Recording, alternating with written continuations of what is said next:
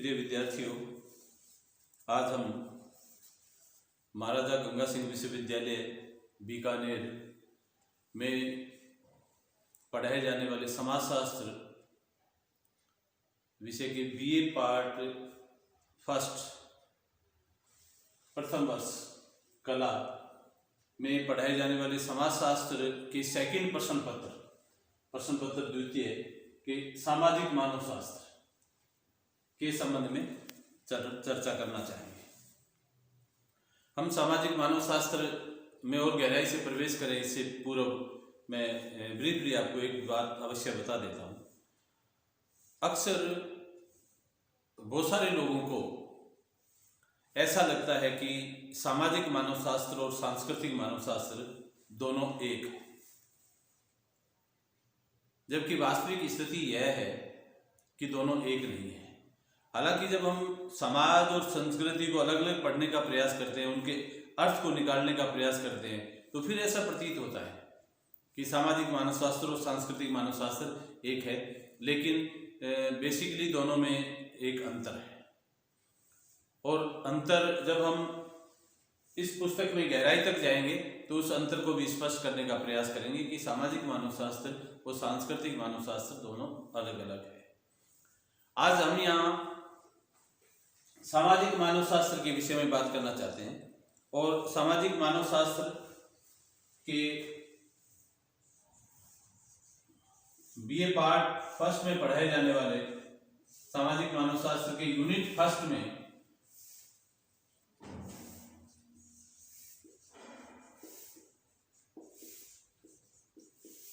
सामाजिक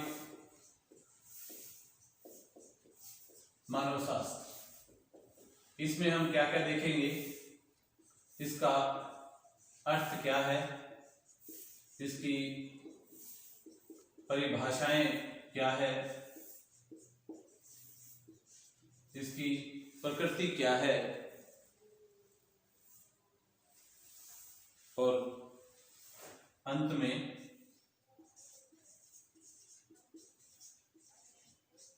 इसका विषय क्षेत्र क्या है।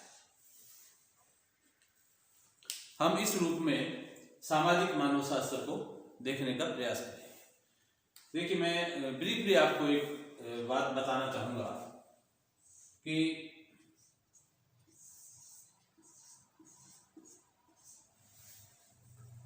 मानव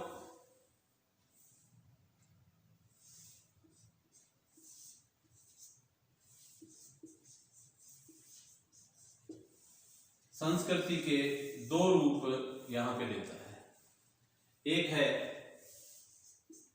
जो उसे जीवित रखने के लिए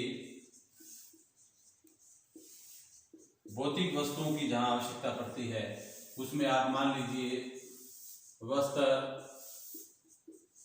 भोजन, आवास, हथियार, उपकरण, बहुत सारी चीजें। दूसरी तरफ बात आती है, वो है ज्ञान, विश्वास, धर्म, जादू, ये बहुत सारी चीजें आती हैं। देखिए, इस मानव को जीवित रहने के लिए इन दोनों की आवश्यकता पड़ती है, इन दोनों की उसे आवश्यकता रहती है, तब उसका जीवन पूर्ण माना जाता है। आप देखिए कि जहां उसे भौतिक वस्तुओं की जितनी जरूरत है, वहीं उसे अभौतिक ज्ञान, विश्वास, धर्म और जादू, इनकी भी जरूरत है। ऐसी स्थिति में ये दो प्रकार की संस्कृति हो गई। ऐसी स्थिति में मानव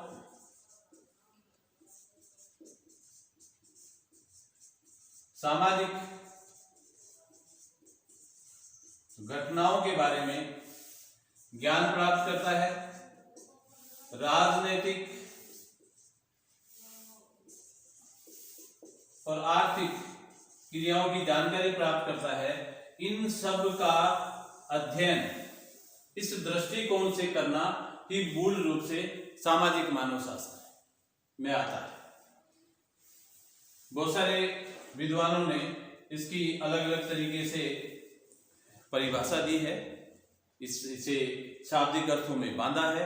हम जब इसको विषयवार इसका अध्ययन करेंगे तो हम इनकी परिभाषाओं को भी यहाँ कोट करना चाहेंगे। उसके बाद आता है प्रकृति। प्रकृति को किस रूप में लेंगे?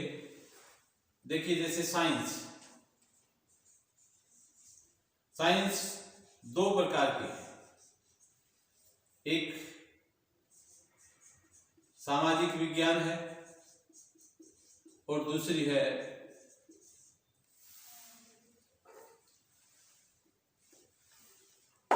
प्राकृत विज्ञान।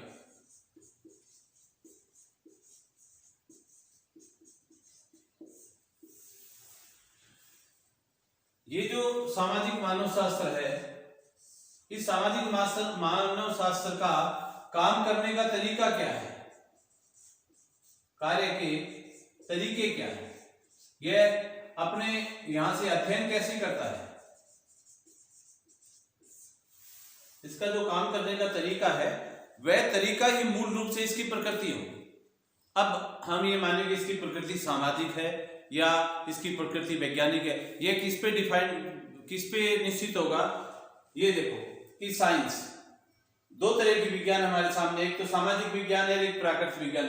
इसका काम करने का तरीका क्या सामाजिक विज्ञानों की तरह है या इसका काम करने का तरीका प्राकृतिक विज्ञानों की तरह है? यदि इसका सामाजिक विज्ञानों की तरह है तो इसकी प्रकृति सामाजिक हो गई, और यदि इसका काम करने का तरीका वैज्ञानिक प्राकृतिक विज्ञानों की तरह है तो इसकी प्रकृति वैज्ञानिक हो गई। तो इसकी प्रकृति का निश्चितीकरण जो है वह इस रूप में होगा कि हम जैसे जैसे इसमें और प्रवेश करेंगे हम इस प्रकृति वाले बात को स्पष्ट करने का यहाँ प्रयास करें। उसके बाद आता है सब विषय क्षेत्र। देखिए साहब, कोई भी शास्त्र है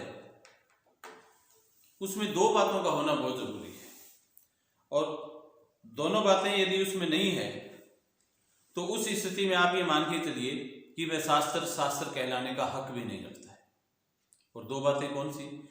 नंबर एक तो उसकी शास्त्र की एक विषय वस्तु होनी चाहिए जिसको हम यहाँ सब्जेक्ट मैटर के नाम से जानते हैं, और नंबर दो उसके पास एक निश्चित प्रकार की मेथोडोलॉजी होनी चाहिए।